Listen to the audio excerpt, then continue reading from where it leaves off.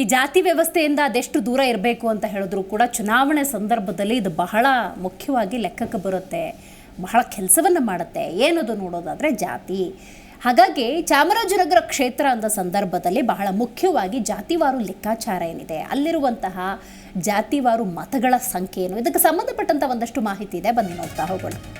Right, ದಲಿತರು ಅಂದ ಸಂದರ್ಭದಲ್ಲಿ 4,60,000 ಮತದಾರರು ಆ ಭಾಗದಲ್ಲಿದ್ದಾರೆ. ಇನ್ನು ನಾಯಕ ಸಮುದಾಯಕ್ಕೆ ಸೇರಿದಂತೆ 3,20,000 ಮತದಾರರು ಇದ್ದಾರೆ. ಲಿಂಗಾಯತ ಅಂದಾಗ ಎಗೇನ್ 4,20,000 ಮತದಾರರು ಇದ್ದಾರೆ. ಉಪ್ಪಾರ ಸಮುದಾಯಕ್ಕೆ ಸೇರಿದವರು 1,80,000. ರೈಟ್, ಇನ್ನು ಕುರುಬರು ಅಂದ ಸಂದರ್ಭದಲ್ಲಿ 1,30,000 ಅನ್ನುವಂತಹ ಮಾಹಿತಿ ಲಭ್ಯವಾಗ್ತಾ ಇದೆ. ಇದಕ್ಕೆ ಸಂಬಂಧಪಟ್ಟಂತೆ ಇನ್ನು ಒಕ್ಕಲಿಗ 1,80,000 ಅನ್ನುವಂತಹ ಮಾಹಿತಿ ಇದೆ. ಮುಸ್ಲಿಂ ಅಂದ ಸಂದರ್ಭದಲ್ಲಿ 90,000 ಮತಗಳಿದ್ದಾವೆ. ಇನ್ನು ಇತರೆ ಅಂದಾಗ 1.5 ಲಕ್ಷ, 1,50,000. ಸೊ ಈ ಜಾತಿವಾರು ಲೆಕ್ಕಾಚಾರ ಅಂದಾಗ ಬಹಳ ಕುತೂಹಲ. ಅರವಿಂದ್ ಸರ್, ನಾವೇನೇ ಈ ಜಾತಿ ವ್ಯವಸ್ಥೆ ಬೇಡ, ನಾವೆಲ್ಲರೂ ಕೂಡ ಏಕತೆಯಿಂದ ಬದುಕಬೇಕು, ಜೊತೆಯಲ್ಲಿರಬೇಕು ಅಂದಾಗಲೂ ಚುನಾವಣೆ ನಮಗೆ ಜಾತಿ ಲೆಕ್ಕಾಚಾರನ ನೆನಪಿಸೇ ಬಿಡತ್ತೆ. ಸೊ ಹಾಗಾಗಿ ಈ ಜಾತಿ ಲೆಕ್ಕಾಚಾರದ ಆಧಾರದಲ್ಲಿ ಅಭ್ಯರ್ಥಿಗಳ ಗೆಲುವಿನ ವಿಶ್ಲೇಷಣೆ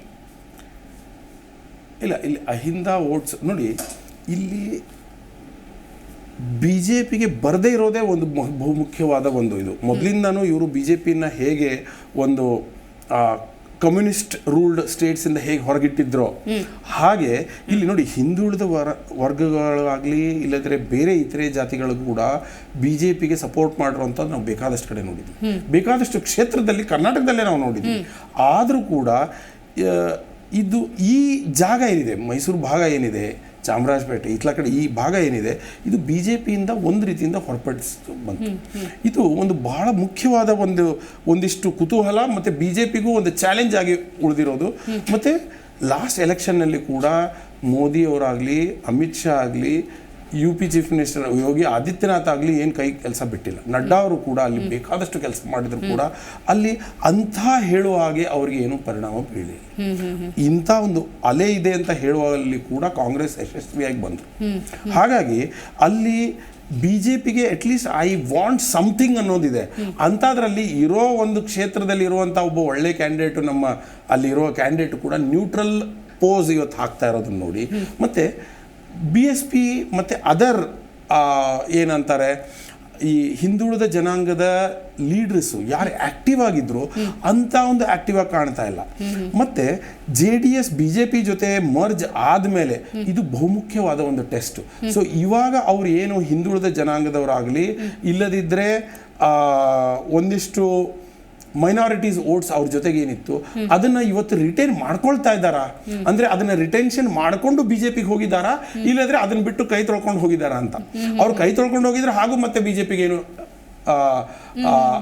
ದ ಸೆಡ್ ಅಡ್ವಾಂಟೇಜ್ ಅಂತಾರಲ್ಲ, ಎಷ್ಟು ನಮಗೆ ಫಲಿತಾಂಶದಲ್ಲಿ ಬದಲಾವಣೆ ಕಾಣಬೇಕಿತ್ತೋ ಅಷ್ಟು ಕಾಣದೆ ಹೋಗುವಂತ ಸಾಧ್ಯತೆ ಇಲ್ಲಿ ಕಾಣ್ತಾ ಇದೆ. ವೋಟ್ ಗ್ರ್ಯಾಬಿಂಗ್ ಎರಡು ಅಭ್ಯರ್ಥಿಗಳಿಂದ ಅಂತ ಅನ್ನೋ ಸಂದರ್ಭದಲ್ಲಿ ಸಹಜವಾಗಿ ಸ್ಥಳೀಯ ನಾಯಕರ ಒಂದಷ್ಟು ಸಪೋರ್ಟ್ ಡೆಫಿನೆಟ್ಲಿ ಬೇಕಾಗುತ್ತೆ. ಹಾಲಿ ಸಂಸದರ ನಿಲುವೇನು ಅನ್ನೋದು ಬಹಳ ಮುಖ್ಯ ಆಗುತ್ತೆ. ಸೊ ಶ್ರೀನಿವಾಸ್ ಪ್ರಸಾದ್ ಅಂದ ಸಂದರ್ಭದಲ್ಲಿ ಮಾರ್ಚ್ ಅಲ್ಲಿ ನಿವೃತ್ತಿ ಅಂತ ಘೋಷಿಸ್ತಾರೆ. ಅವ್ರ ಅಳಿಯ ಮೋಹನ್ ಅವರಿಗೆ, ಡಾಕ್ಟರ್ ಮೋಹನ್ ಅವರಿಗೆ ಟಿಕೆಟ್ ಸಿಗುತ್ತೆ ಅಂತ ಒಂದಷ್ಟು ಲೆಕ್ಕಾಚಾರ ಹಾಕ್ತಾರೆ. ಟಿಕೆಟ್ ಸಿಗಲ್ಲ ಅಂತ ಗೊತ್ತಾಗುತ್ತೆ. ಡಾಕ್ಟರ್ ಮೋಹನ್ ಸೀದಾ ಸಿದ್ದರಾಮಯ್ಯನವ್ರನ್ನ ಭೇಟಿ ಆಗ್ತಾರೆ. The connectivity between Siddaramaiah and Srinivas Prasad and doctor Mohan ಅಂದ ಸಂದರ್ಭದಲ್ಲಿ ಸ್ವಲ್ಪ ಬಾಂಡಿಂಗ್ ಕಾಣ್ತಾ ಇದೆ. ಬಟ್ ಶ್ರೀನಿವಾಸ್ ಪ್ರಸಾದ್ ಅಂದಾಗ ಕಾಂಗ್ರೆಸ್ನಲ್ಲೇ ಮೂಲತಃ ಇದ್ದವರು, ಬದಲಾದ ಕಾಲಘಟ್ಟದಲ್ಲಿ ಬಿ ಜೆ ಪಿಯಿಂದ ಸ್ಪರ್ಧೆ ಮಾಡಿ ಗೆಲ್ತಾರೆ ಅಂದಾಗ ಈ ಆಯಾಮದಲ್ಲಿ ನೋಡೋದಾದ್ರೆ ಹೇಗೆ ಅನ್ಸುತ್ತೆ? ಅದೇ ಈಗ ಅವರ ಸಪೋರ್ಟು, ಅವ್ರ ನಿಲುವು ಅನ್ನೋದು ಅವರು ವ್ಯಕ್ತಪಡಿಸಲಿಲ್ಲ. ಹೇಗೆ ನಮ್ಮ ಇಲ್ಲಿ ಸುಮಲತಾ ಅವ್ರದ್ದು ಒಂದು ರೀತಿಯಿಂದ but it is at the nth moment when she was marginalised.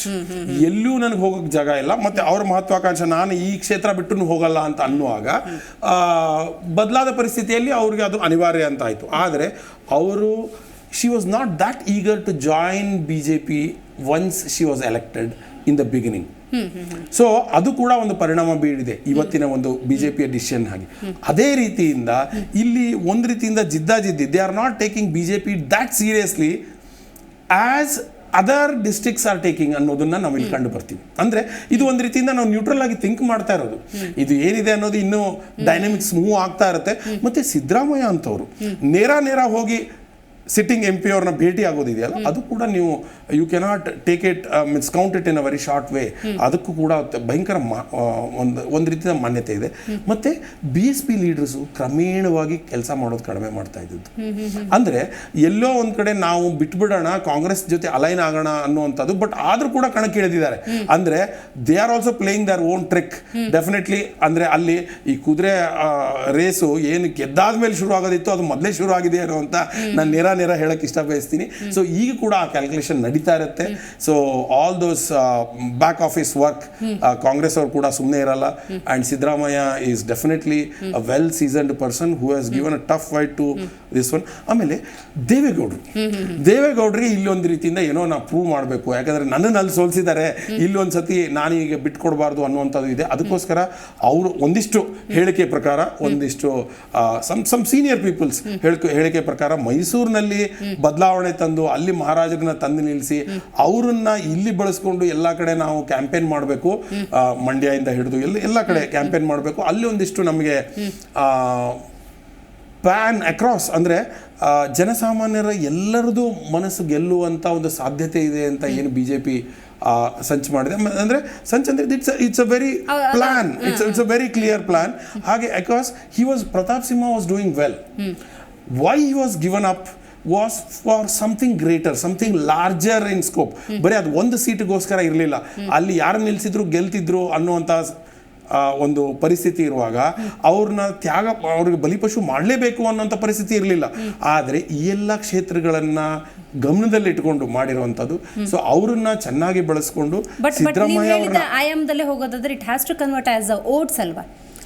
S, I think. ಯಾಕಂದ್ರೆ JDS ಇದೆ, JDS has come which is, ನೋಡಿ JDS ಅನ್ನ ನಾವು ಅಂಡರ್ ಕಟ್ ಮಾಡೋಕ್ಕಾಗಲ್ಲ.